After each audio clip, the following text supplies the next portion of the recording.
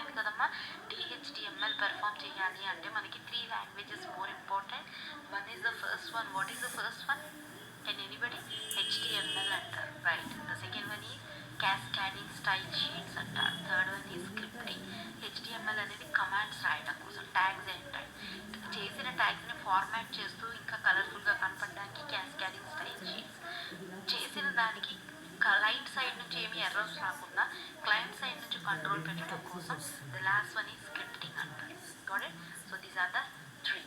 And ఈ 3లో కూడా మనకు ఒక dynamic web page, static web page అంటాం. అంటే ఏంటి? What is the difference between dynamic and static? మీకు షార్ట్కి వచ్చే ఛాన్స్ ఉంది, ఇది ఎక్కడ ఎస్సే కడగడు. సో స్టాటిక్ అంటే ఏంటి, డైనమిక్ అంటే ఏంటో చూడండి. స్టాటిక్ అంటే ఎప్పుడు మనకి మనంగా చేసేది. Static web page is the one that does not change its appearance. దాని చేంజ్ అపియరెన్స్ అనేది ఎప్పటికీ చేంజ్ అవ్వదు. ఓకే, చేంజ్ అనేది అవ్వదు అపియరెన్స్ అనేది స్టాటిక్ది. And layout or content once it has been loaded. ఒక్కసారి ఈ పేజ్ లోడ్ అయ్యింది ఆన్లైన్లో అంటే దీనిలో ఏ చేంజ్ చేయడానికి అవ్వదు. That is static. దీని opposite dynamic. Dynamic web page is one that can change its appearance. దాని అపియరెన్స్ చేంజ్ అవుతుంది layout or content once it has been loaded. అది లోడ్ అయిన తర్వాత కూడా చేంజ్ అయ్యే ఛాన్స్ ఉంటుంది. అలాగే స్టాటిక్లో నో ఈవెంట్ హ్యాండ్లింగ్స్ ఉంటాయి, ఈవెంట్ హ్యాండ్లర్స్ ఉంటారు. ఇప్పుడే చెప్పాను, డైనమిక్లో మన స్క్రిప్టింగ్ లాంగ్వేజ్ ద్వారా ఈవెంట్ కెన్ బి హ్యాండిల్డ్. ప్రతి ఈవెంట్ని మనం హ్యాండిల్ చేసుకోవచ్చు. ఓకే, ఇది difference. Next web designing and web development. Web designing అంటే ఏంటి, వెబ్ డెవలప్మెంట్ అంటే ఏంటి? మనకి డిజైన్ వేసుకోవడం. ఇంకా సింపుల్ లాంగ్వేజ్లో చెప్పాలంటే మీ అందరూ కూడా మంచి మంచి ఫ్రాక్స్ అని కానీ మంచి మంచి డిజైన్స్, మెహందీస్ కానీ పేపర్స్ మీద వేసుకుంటాం, అవునా? వాటిని డిజైనింగ్స్ అంటారు. ఆ వేసిన వాటిని డెవలప్ చేయడాన్ని డెవలప్మెంట్ అంటారు. కాబట్టి వాటిని డైరెక్ట్ హ్యాండ్ మీద వేయడాన్ని డెవలప్మెంట్ అంటారు. చూడండి, the process of designing static web page is called web designing. Static web page చేయడాన్ని వెబ్ డిజైనింగ్ అంటారు. ఇది స్టాటిక్ అన్నారు కాబట్టి ఇది dynamic. The process of developing dynamic web page is called web development. The markup language like HTML can be used to design a static web page.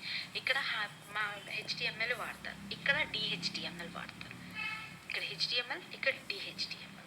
ఇక్కడ no programming can be done. ఇక్కడ ఏ programming ఉండదు, scripting language. ఇక్కడ programming statements can be embedded to build a dynamic web page. మనం డైనమిక్ వెబ్ పేజ్ని develop అనేది చేసుకోవచ్చు. క్లియర్? రైట్. అలాగే HTML versus DHTML. HTML versus DHTMLలో చాలా డిఫరెన్సెస్ ఉన్నాయి, ఒక్కసారి క్లియర్గా చూడండి. First difference, HTML stands for hypertext markup language, mainly used to design static or flat web pages. ఎక్కువగా వీటిని వాడేది మనం స్టాటిక్ వెబ్ పేజెస్కి కానీ అలాగే ఫ్లాట్ వెబ్ పేజెస్కి కానీ వాడతాం. DHTML దేనికి వాడతాం? DHTML stands for dynamic web page, dynamic hypertext markup language. Dynamic hypertext markup language mainly used to develop dynamic or interactive web page. ఒక డైనమిక్ వెబ్ పేజ్ కానీ interactive web పేజ్కి కానీ వాడతారు. Okay, right. అలాగే HTML creates a plain web page without any styles and scripts. ఇది without any styles and స్క్రిప్ట్స్తో మనకి work అవుతుంది.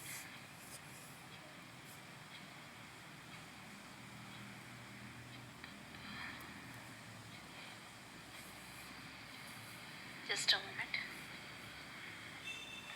So ఇందాక ఎక్స్ప్లెయిన్ చేసినట్టు HTML అనేది హైపర్ టెక్స్ట్ మార్కప్ అంటారు, DHTML అనేది డైనమిక్ హైపర్ టెక్స్ట్ మార్కప్ అంటారు. HTML అనేది మీకు ఫామ్ చేసేది మార్కప్ లాంగ్వేజెస్కి మాత్రమే మెయిన్లీ వాడతారు, అలాగే స్టాటిక్ అండ్ ఫ్లాట్ పేజెస్కి వాడతారు. సో DHTML అనేది దేనికి వాడతారమ్మా? DHTML అనేది డైనమిక్ పేజెస్కి వాడతారు, డైనమిక్ పేజెస్కి మాత్రమే, అండ్ ఇంటరాక్టివ్ వెబ్ పేజెస్కి కూడా వాడతారు. అలాగే HTML creates a plain web page without any styles and scripts. HTMLలో మీకు ఏ స్టైల్స్ ఉండవు, స్క్రిప్ట్స్ ఉండవు, సైజెస్ మాత్రమే ఉంటాయి. అదే ఇక్కడ HTML CSS వాడతారు, cascading style sheets, DOM and scripts అనేవి కూడా వాడతారు, జావా స్క్రిప్ట్స్ వాడతారు, DOM DOM మెథడ్స్ వాడతారు. ఇలా వాడటం వల్ల ఇది మంచి కలర్ఫుల్గా కనపడుతుంది. HTML cannot have any server side code. ఇక్కడ సర్వర్ నుంచి కోడింగ్ అనేది ఉండదు, ఇక్కడ కంటైన్ సర్వర్ సైడ్ కోడింగ్ ఉంటుంది. ఎందుకు మీకు ఇందాక చెప్పాను, మనం సర్వర్ దగ్గర నుంచి కూడా కోడింగ్ అనేది చేసుకోవచ్చు. అలాగే in HTML there is no need for database connectivity. దీనికి డేటాబేస్ కనెక్టివిటీ అక్కర్లేదు, వెనక బ్యాక్ ఎండ్ ఏం డేటాబేస్ అక్కర్లేదు, ఓన్గా చేసుకోవచ్చు. ఇక్కడ ఏంటంటే request connecting to a database is as interactive with యూజర్కి ఇంకా బాగా ఇంటరాక్టివ్గా ఉండాలి అంటే కనెక్టివిటీ అనేది మెయింటైన్ చేయాలి.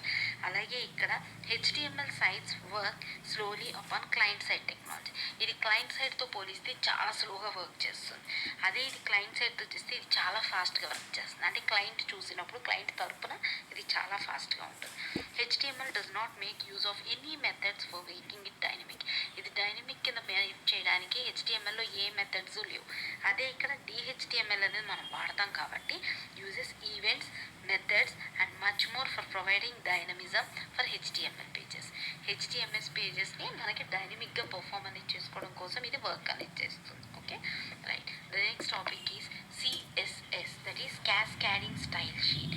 ఇప్పుడే చెప్పాను, క్యాస్కాడింగ్ స్టైల్ షీట్ అనేది చాలా చాలా ఈజీగా ఉంటుంది.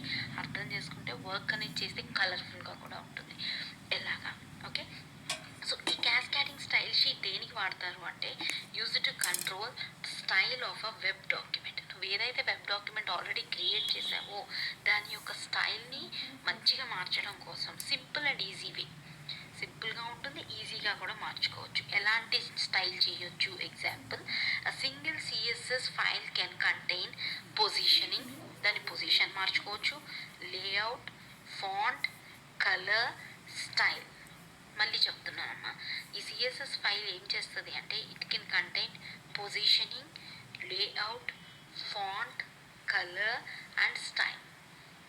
దేంది information for the entire website. ప్రతి వెబ్సైట్లో, టోటల్ వెబ్సైట్లో కూడా నువ్వు చేంజెస్ అనేవి ఈజీగా చేసుకోవచ్చు. ఓకే,